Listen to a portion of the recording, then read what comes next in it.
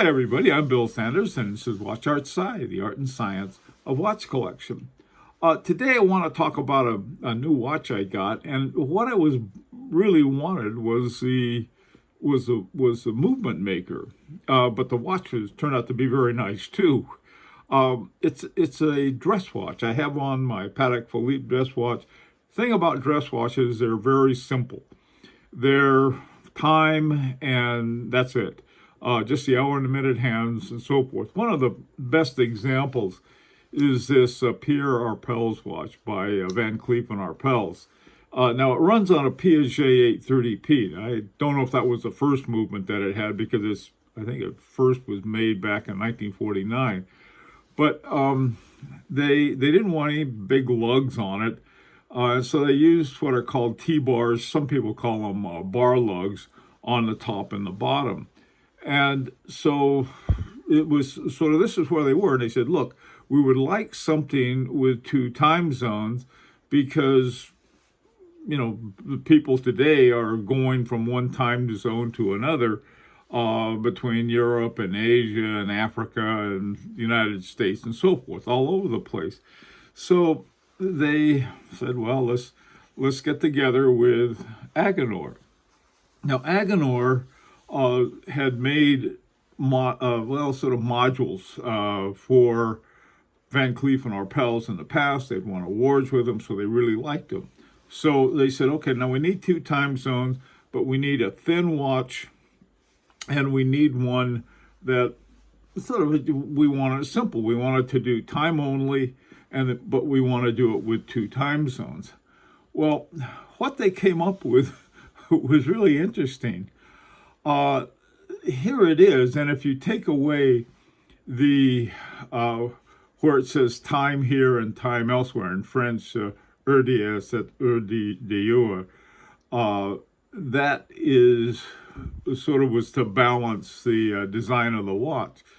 And the up around 11 o'clock, there's a little window there, and that's the here time, and down around 5 o'clock is the elsewhere. And the watch itself, it has what's called a peak motif, and it sort of looks like a peak motif is sort of a quilt look to it. But the dress shirt, it really has the center guilloche, if you will, or the motif has the sense of a gentleman's dress shirt. It looks a little scaly to me.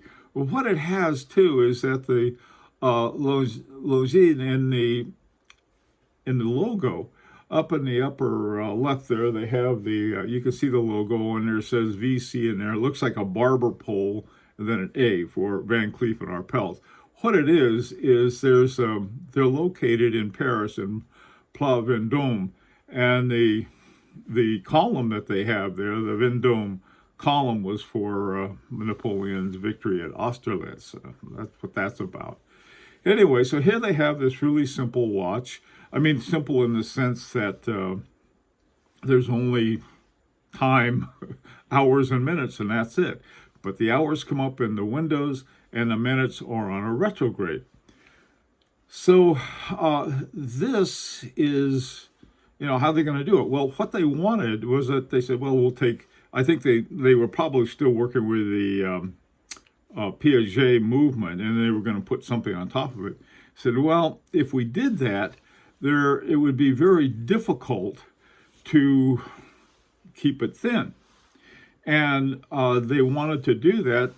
And so what they did, they said, well, look, and Agenor or Jean-Marc Viderec, I don't think really had made another movement before, but he had made all of these parts of the movement. So I'll just make the whole movement for you, and that way I can keep it nice and thin.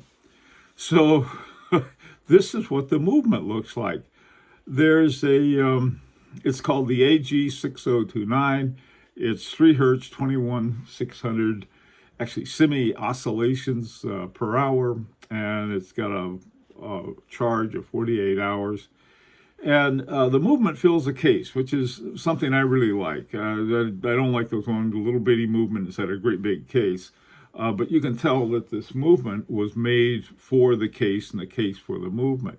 And I think that was important because they didn't want to make it too big. This is 42 millimeters, and that was, they had to make it that size in order to get those. They had these two wheels in for the different hours on that. And you can wind it, you wind it backwards. So it's a pretty interesting movement. Now here's a close-up of it. The micro rotor is made of platinum. Now notice that it's beneath a lot of the movement. And so you can see the movement from the back, and just sort of as an added little thing, it has a diamond crown cap. So this is the watch that I got, and you can see how thin it is, and it's very much of a gentleman's watch in the sense that it just has, there's not a lot of folderol and subdials and so forth. And to me, it's just been unbelievably nice watch. So this is my new watch. Anyhow, just a little short video on it. We'll be talking about some more of these things later. Watch collections, and if you have any questions or comments, please put them in the comments section. Hope to see you next time. Until then, this is Bill Sanders for Watch Art Sci.